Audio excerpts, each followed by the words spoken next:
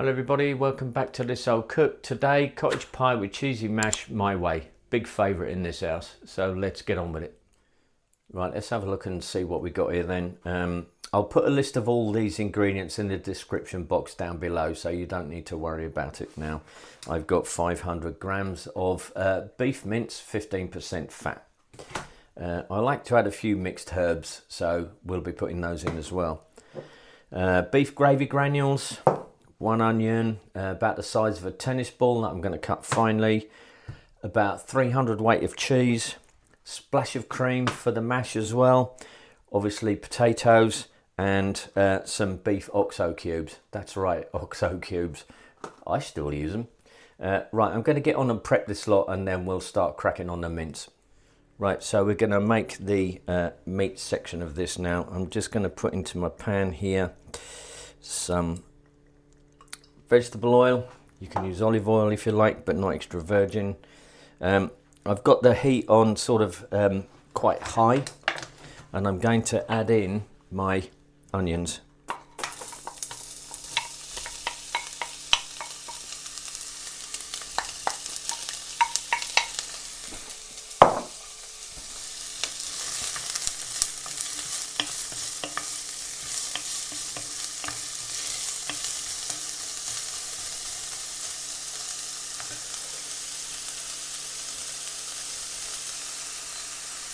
Just going to turn that down a little bit, it's quite hot.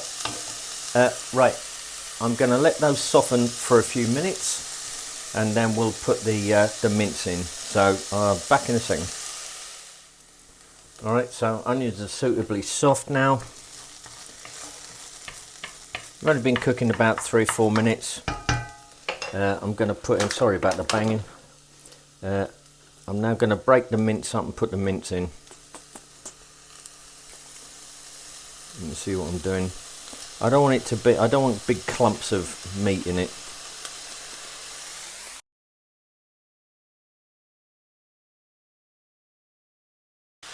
Just going to turn the heat back up now to number 12. It wasn't number 10. I'm not sure what it is on gas, but number 12 on here is actually kind of reasonably high.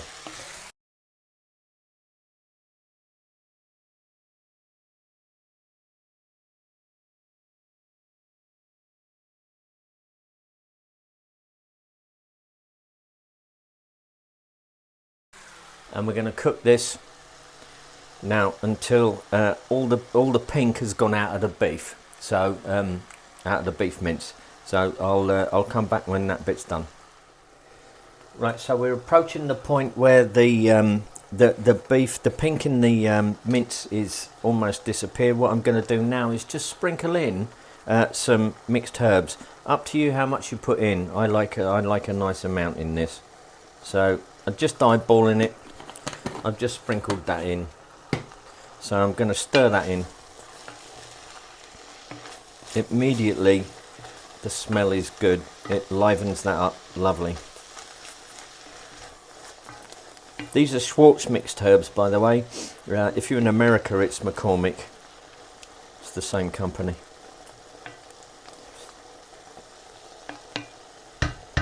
Right, what I'm going to do is I'm just going to turn that down to number 8, which is kind of medium, just over medium here. I know it's very hard to explain.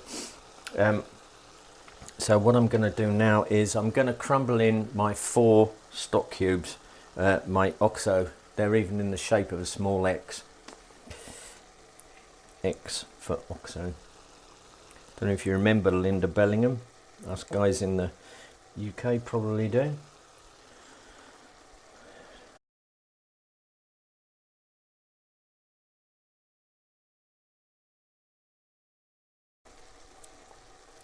She was the main advertiser for Oxo once her previous career was finished.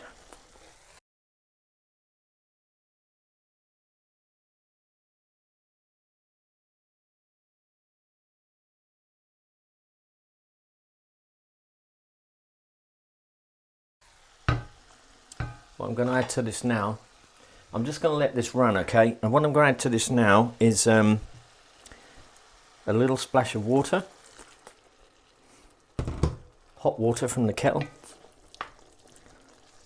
That'll create a little bit of sauce in the bottom of this.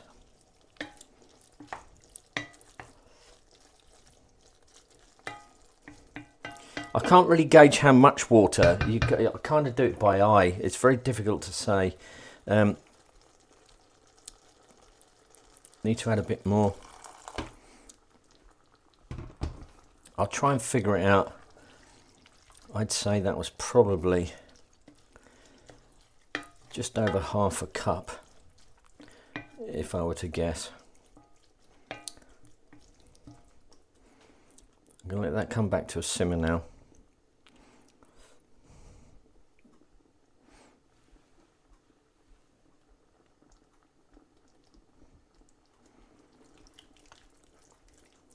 Just make sure all that oxo has melted in.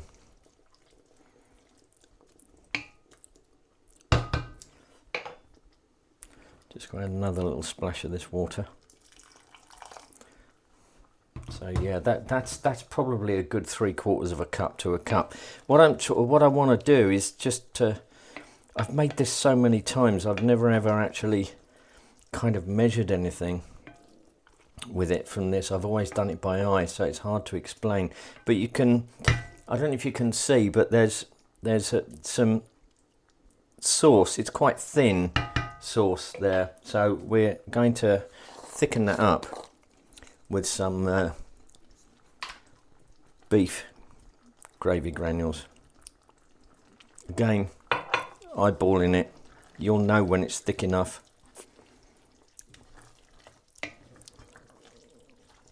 And this is another reason why I'm not adding any salt to this,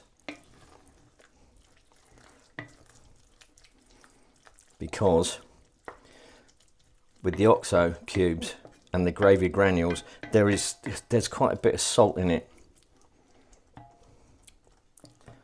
But I will add a few twists of ground black pepper.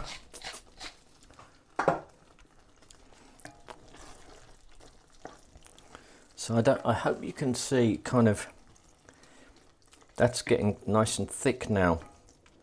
And we want it nice and thick, so that when we put the mashed potato on, which is going to have 300 to 400 weight of cheese in it. Well, actually, I've just measured it as 300 grams of cheese, which is quite a lot. We don't want it to sink through.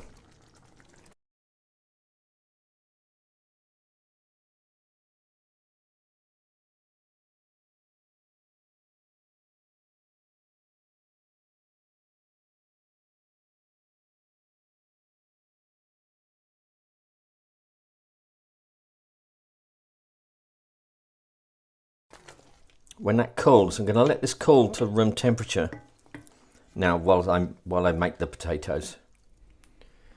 Okay, I've got 700 grams of potatoes that I've boiled here for about 20 minutes. The variety I'm using here, this is in the UK. You probably can't get these in America.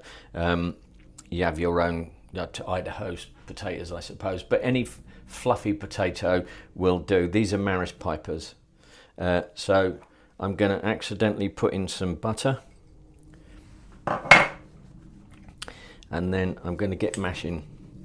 Yes, I'm doing it the old-fashioned way. It's the way I like to do it.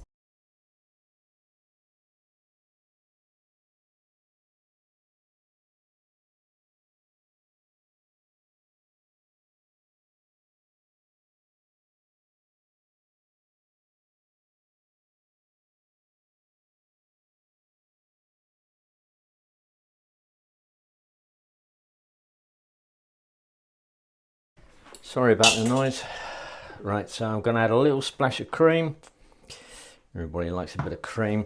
And I'm going to put in my cheese. I've got 350 grams of cheese here, actually,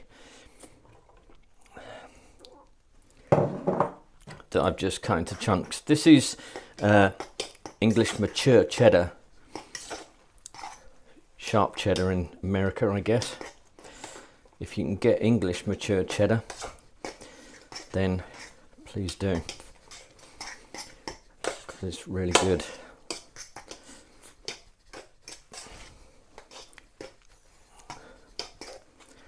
Right, I'm going to get on and get all this mixed in, and then we'll get it assembled and ready to go into the oven. Right, I'm going to get our cheesy mash put on here.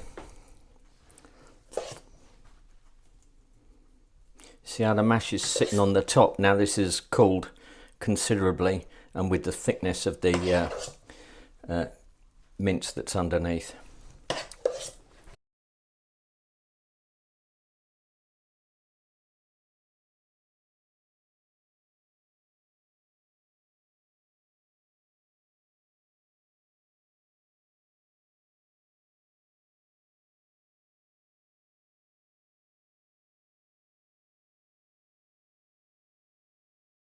Right, use a fork to spread this around.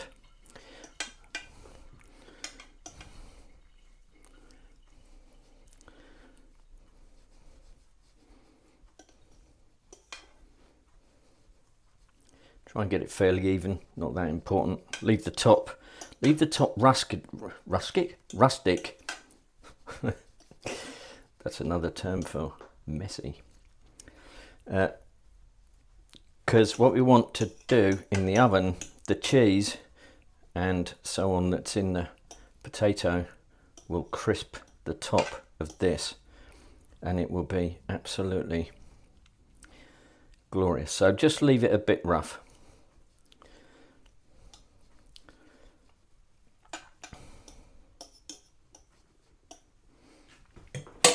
That'll do. Right, I've preheated my oven to 190 degrees Celsius fan oven. If you're interested, for those that want to know, this cast iron pot that I'm going to serve it in, it's 23 centimeters in diameter and 10 centimeters deep. So right, oven's preheating. I'm going to bob it in the oven. When it's ready, I'll take it out and we'll have a look.